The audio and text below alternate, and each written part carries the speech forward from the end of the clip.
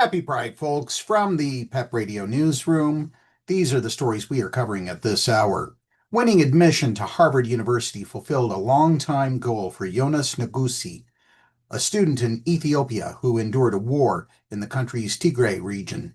Internet and phone shutdowns and the COVID-19 pandemic, all of which made it impossible to finish high school on time. Now it's unclear whether he will make it this fall to the Ivy League campus in Cambridge, Massachusetts. He and other admitted students around the world are anxiously tracking the school's feud with the Trump administration, which is seeking to keep it from enrolling international students.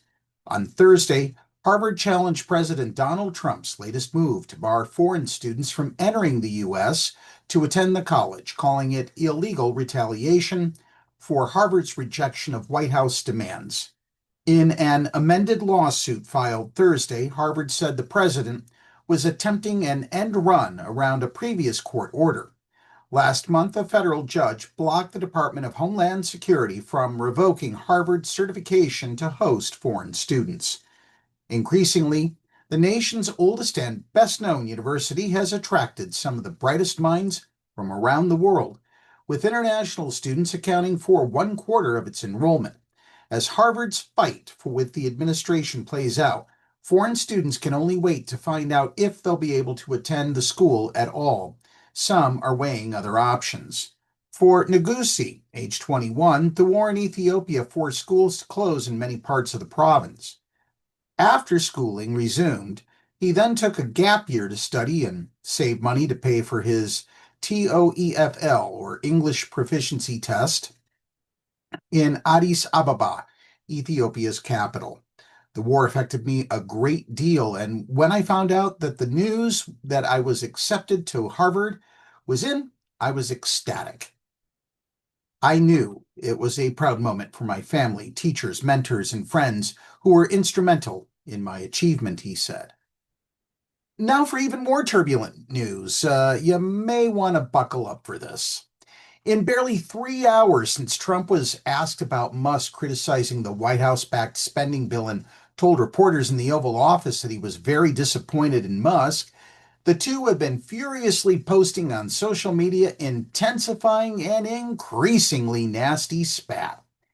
Musk immediately responded on X to Trump's original comments and unleashed a tirade of subsequent posts there, with Trump firing back almost as frequently on his own social media site. The easiest way to save money in our budget, billions and billions of dollars, is to terminate Elon's governmental subsidies and contracts, Trump wrote. Musk eventually alleged, without offering evidence, that Trump was in the Epstein files. That is the real reason they have not been made public.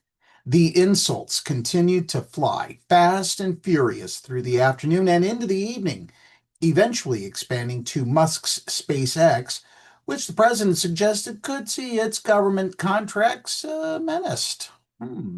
So what's the bottom line of their fight for today? Well, President Donald Trump threatened to cut Elon Musk's government contracts as their fractured alliance escalated into a public feud on Thursday. The world's richest man responded in kind, saying he'd just go ahead and decommission a space capsule used to take astronauts and supplies to the International Space Station.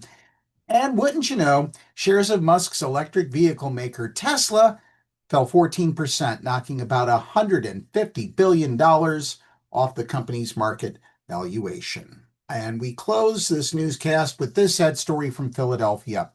Derwin Darnell Joseph Matthews Jr., a 31-year-old resident of Philadelphia, Pennsylvania, was shot to death on June 2nd, just hours after attending his city's Pride celebration.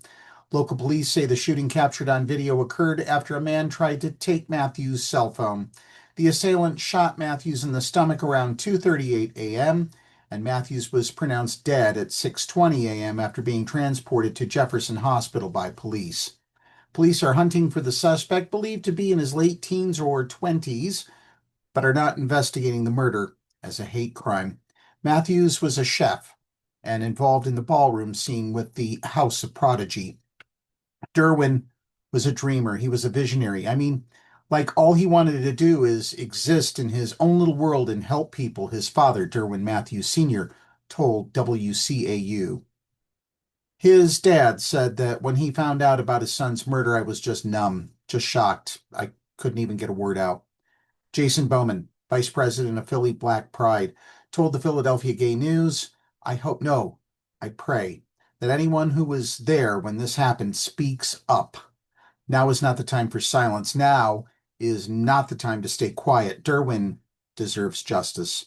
Bowman, who was a close friend of Matthews Jr. and watched him grow up over the last 10 years, said he last hugged Matthews Jr. at the Sunday Pride celebration. I still can't believe that I'm writing a rest in peace to him. It doesn't seem real, Bowman told WCAU upon learning of his death on Monday morning. Like, I just hugged you last night. I literally just hugged you, and now you're no longer here with us. The investigation is now being handled by the City Police Department's Homicide Unit.